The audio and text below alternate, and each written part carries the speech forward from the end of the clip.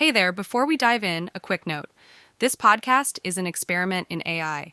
Both the co-hosts and the entire conversation you're about to hear are generated by AI technology based on content and ideas owned by Danny Brown. So sit back, relax, and enjoy this unique AI-powered experience. All right, so ready for this deep dive? You sent in this Danny Brown video, the 2 quick tips for better mic technique. And honestly, who doesn't want super clear audio, am I right? So let's jump right in. And you picked a great one. Honestly, Danny Brown, his channel is Mic Technique 101. Yeah. But, actually fun to watch. Totally, yeah. And I love how he doesn't assume you've got this crazy pro studio happening. Sure. Yeah, he's got the cool acoustic panels and all that. Yeah. Which, they do make a difference. Oh, for sure. Don't get me wrong. Oh, absolutely not. But he really emphasizes that, mic technique by itself, even if you're recording, in your closet right now, no judgment.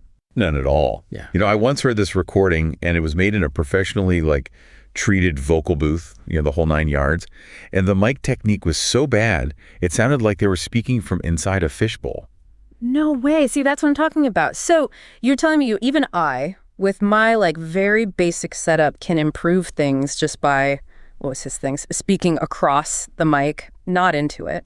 Have you tried that? Oh, yeah, absolutely. Felt kind of, I don't know. It feels a little unnatural at first. A little unnatural. But there's a method to the madness. Yeah. Especially when it comes to what we call plosives. Plosive. Those little bursts of air, like when we say words with P or B? Okay. They create this popping sound, and it can really mess with your audio. It's imagine someone shoving a mini air cannon at your mic every time they said, Peter Piper picked. Okay, now I'm both grossed out. And D, I understand what you mean. Right. Okay. So speaking across the mic is almost like creating a little sound barrier, right? So those plosives, those little air bursts, they're not hitting your microphone diaphragm directly, so you get a much smoother sound, right? Much more pleasant to listen to. Yeah. It's the difference between someone slamming a door versus gently closing it. I'm going with gently closing, for sure. Yes. Which one would you rather listen to? Exactly. Yeah, the one that doesn't make me jump out of my skin. So this works for any type of mic, right? Because he also talks about condenser versus dynamic mics. Right, and that's where things get even more interesting, especially for, if you're working with a condenser mic at home. They're great. They're amazing at capturing detail. They're like the high-definition cameras of the microphone world. Ooh, tell me more. I'm suddenly very, self-conscious about my pores. But, okay, so condenser mics, very sensitive. Very sensitive. So they're the super, super HD cameras of the microphone world, which sounds amazing, but maybe a little high maintenance. A little bit, yeah. They can be. They're very sensitive. Okay. Which is great because it means you can capture all those subtle details, the nuances of your voice. Okay. But it also means that it picks up everything else. Oh, okay. So that whole thing that Danny Brown does in the video with the hang loose. Oh, when he's all hang loose, he's about to catch a wave. Yeah, exactly. I thought he was just messing around. No. He's really onto something there. What? Because that distance, from your thumb to your pinky, when you make that hang loose sign, that's actually a pretty solid rule of thumb. I see what you did there. For how far you want to be from a condenser mic. Okay, so not breathing down its neck. Less breathing down the neck and more having a respectful conversation. Okay. From a comfortable distance. I like it. So it can do its thing. Exactly. Let it breathe. Yeah. Capture the richness of your voice without being overwhelmed. It can breathe. I love that. Okay, so condenser mics, the sensitive friend that you don't want to blast with an air horn. Got it. What about dynamic mics? Because those seem to be all the rage, Yeah. for podcasts and live stuff and all that.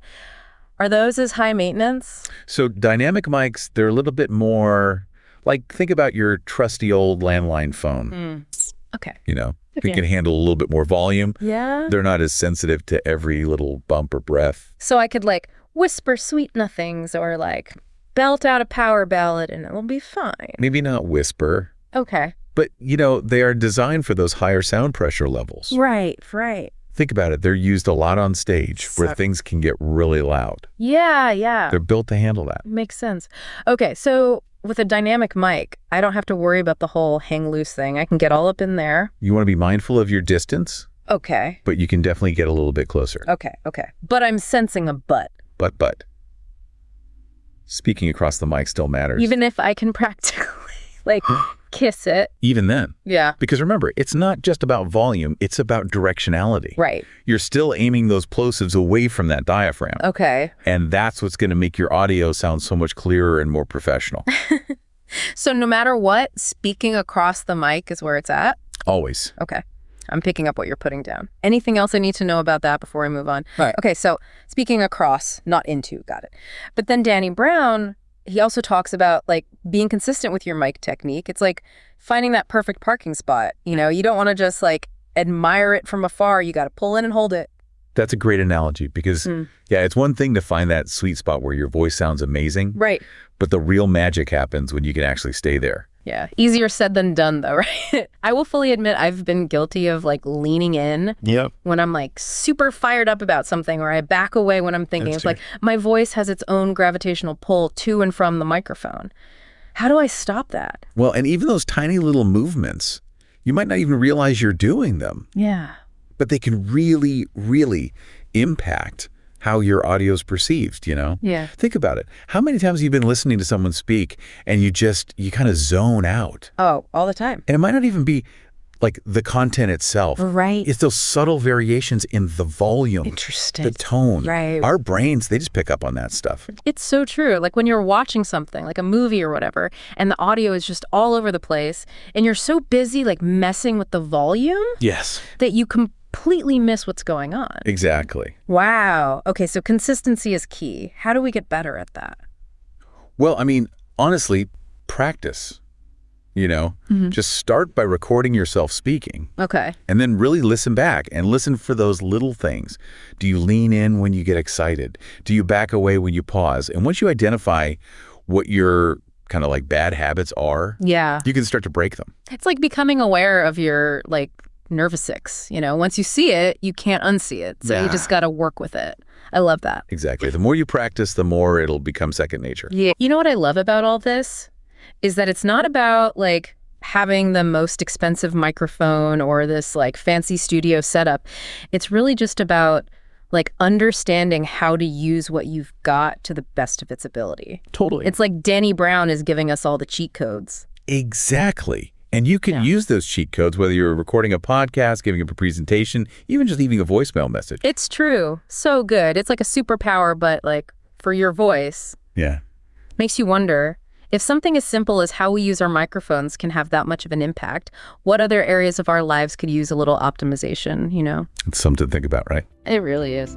Well, that is it for this deep dive. Huge thanks to Danny Brown for the amazing advice. And remember, speak across the mic, not into it. Find that sweet spot and hold it.